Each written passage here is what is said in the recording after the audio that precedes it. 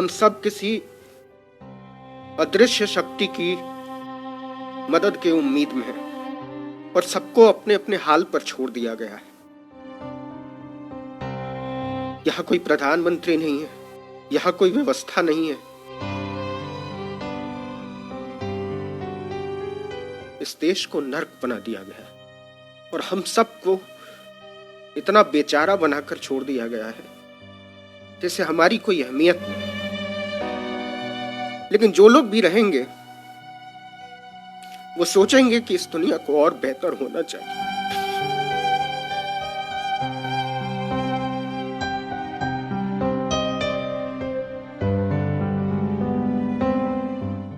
इंसानियत पर जो ये हमला हुआ है उसकी सूरत आज नहीं तो कल बदलेगी, बदलनी चाहिए।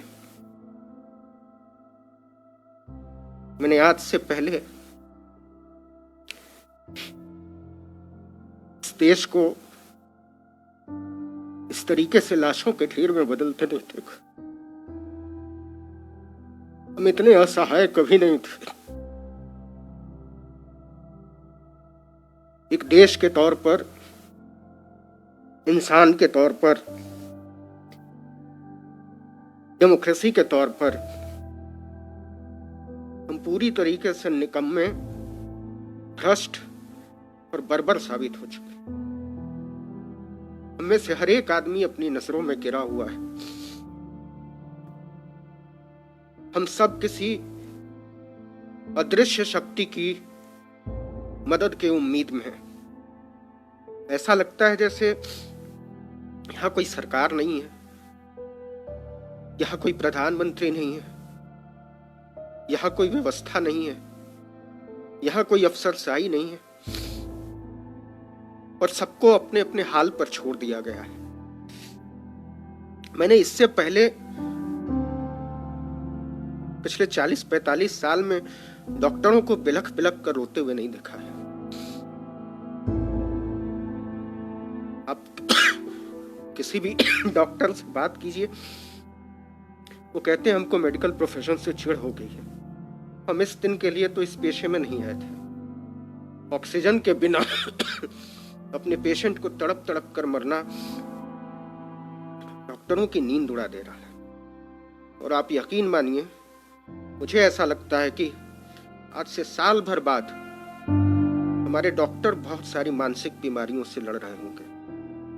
जो मौतें वो देख रहे हैं और जितने असहाय वो महसूस कर रहे हैं, इसके बाद जिस ट्रॉमा में वो जाएंगे उसका अंदाजा हमको और आपको नहीं है। इस देश को नर्क बना दिया गया है, इस देश को दोज़ख बना दिया गया है और हम सबको इतना बेचारा बनाकर छोड़ दिया गया है जैसे हमारी कोई अहमियत नहीं।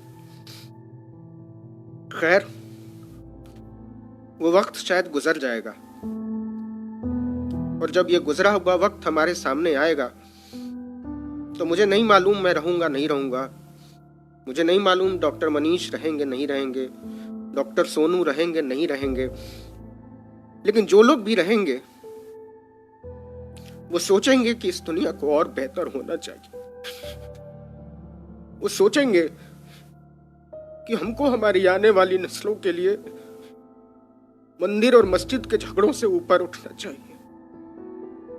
वो सोचेंगे और सोचना चाहिए कि इस देश को मंदिरों, मजारों, मीनारों की जरूरत नहीं है। हमको सोचना चाहिए इस देश को अच्छे अस्पतालों की जरूरत है, इस देश को अच्छे स्कूलों की जरूरत है, इस देश को अच्छे मेडिकल कॉलेजेस की जरूरत है, अच्छे डॉक्टर, पैरामेडिक स्टाफ की जरूरत है, दवाइयों की जरूरत है, बिस्तरों और वेंटिलेटर की जरूरत है। ऐसा क्यों नहीं हो सकता कि इस देश के हर मंदिर की दौलत को अस्पतालों के हवाले कर दिया जाए? ऐसा क्यों नहीं हो सकता कि इस देश की हर मस्जिद को अस्पताल में तब्दील कर दिया जाए? ऐसा क्यों नहीं हो सकता कि इस देश में कोई मंदिर तब तक नहीं उठेगा जब तक कि उसके साथ 100 बिस्तर का अस्पताल नहीं बनाया जाएगा, उसके साथ कोई स्कूल अटैच नहीं होगा?